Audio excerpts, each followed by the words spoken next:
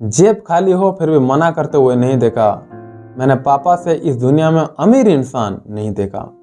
नमस्कार दोस्तों, मैं हूं चंदन विश्वाल। ये एक छोटी सी कहानी एक मूर्तिकार की है। एक गांव में एक मूर्तिकार रहा करता था जो कि बहुत ही खूबसूरत मूर्तियां बनाया करता था और वो उन मूर्तियों से अच्छे खासे पैसे भी कमा लिया करता था। एक दिन उसकी खुशी दुगनी हो गई जब उसके घर में बेटा पैदा हुआ। उसका बेटा भी बचपन से ही मूर्तियां बनाने में लग गया था। उसका बेटा जैसे ही बड़ा हुआ तो वो भी बहुत खूबसूरत और अच्छी मूर्तियां बनाने लग गया। बाप अपने बेटे की इस कामयाबी से बहुत खुश था, लेकिन हर बार वो अपने बेटे की मूर्तियों में से कुछ न कुछ कमी निकाल लिया करता था।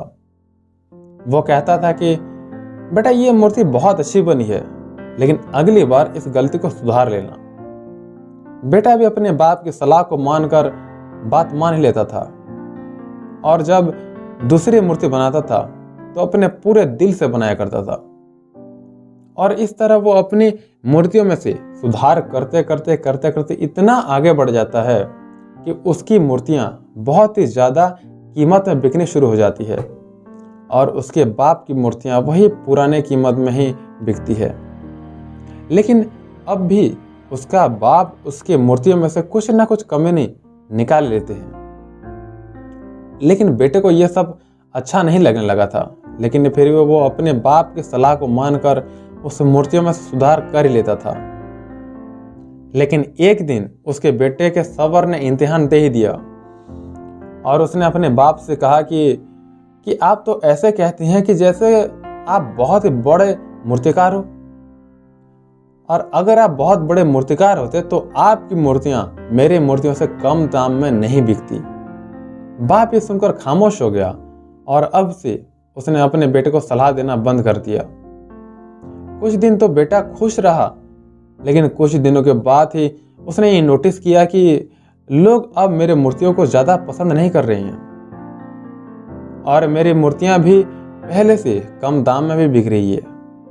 थोड़ी देर तक बेटा बहुत परेशान रहा, लेकिन फिर उसने ये अपने समस्या को अपने बाप को बोला, अपने बाप को बताया। बाप ने बेटे को बहुत ही शांति से समझा, मानो कि जैसे उन्हें पता था ये सब होने वाला है। बेटे ने भी इस बात को नोटिस किया और अपने बाप से कहा कि पापा क्या आपको ये पता था कि मेरे साथ ये सब होने वाला है? तो बाप ने कहा कि हाँ। तो बेटे ने फिर पूछा कि तो आपने मुझे समझाया क्यों नहीं? तो बाप ने कहा कि तुम समझना नहीं चाहते थे और मैं भी पहले इस हालात से टकरा चुका हूं। तो बेटे ने कहा कि अब मुझे क्या करना चाहिए? तो बाप ने कहा कि जब मैं तुम्हारी मूर्तियों में कमियां निकाला करता था, गलतियां निकाला करता था, तो तुम अपनी मूर्तियों में से सेटिस्फाई नहीं होते थे और अपने आप को बेहतर करने की तलाश में थे, बेहतर करने की कोशिश में रहते थे। वही बेहतर करने की कोशिश तुम्हारी कामयाबी का कारण था। और जिस दिन मैंने तुम्हारी मूर्तियों में से कमियां निकालना बंद कर दिया तो तुम अपनी मूर्तियों से सेटिस्फाई होने लगे और अपने आप को बेहतर नहीं कर पा रहे थे, जिस वजह से तुम्हारी मूर्तियों के दाम कम हो चुके थे और लोग तुम्हारी मूर्तियों को पसंद भी बहुत कम करने लग गए थे। बाप की ये सीख बेटे की बहुत काम आई। तो हमेशा अपने काम को बेहतर बनाते रहो, अपने काम को सुधार में लाओ। मैं और इससे क्या बेहतर कर सकता हूं और मुझे क्या बेहतर करना चाहिए, ये सवाल अपने आप से पूछते रहो। आई होप ये कहानी आपको बहुत अच्छा लगा होगा। अच्छा लगा तो प्लीज मेरे साथ जुड़े रहिए ऐसी नई कहानियां देखने के लिए, और याद रखिए हर सोमवार हर शुक्रवार शाम 7 बजे एक नई कहानी के साथ। So thank you very much for staying with me till the end of the video.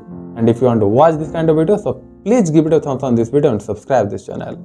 Bye bye.